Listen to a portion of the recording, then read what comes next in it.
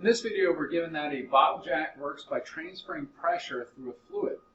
A person exerts a force on a piston with a radius of 0.6 centimeters, and a piston is circular in shape, so it comes out to an area of 0.000113 square meters, using our formula for an area of pi r squared. That pressure is then transmitted to a second piston with a radius of 1.25 centimeters, which gives us an area of 0.000491 square meters to lift a 2,000 Newton car. We want to know how much pressure is produced by the car. Then we also want to know what force must a person exert on the first piston to lift the car.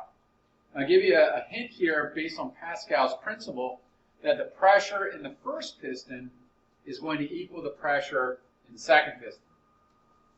So the way that this looks,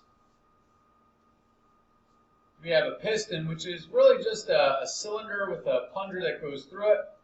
We've got a larger piston, which we are going to use to lift the car. And we're going to do so by exerting a force on the smaller piston.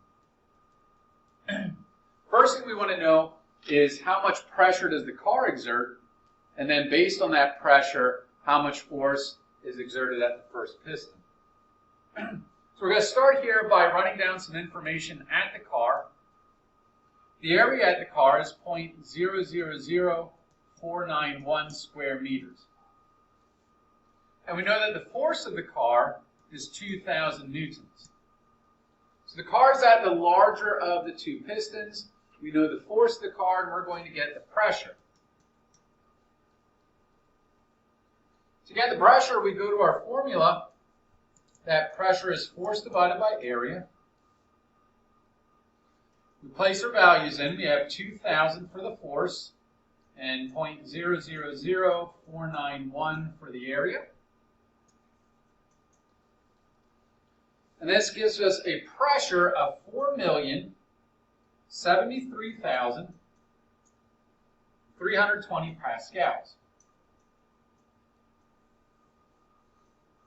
And this is for part A. Now that pressure is at the car, but it's also throughout the entire fluid according to Pascal's principle.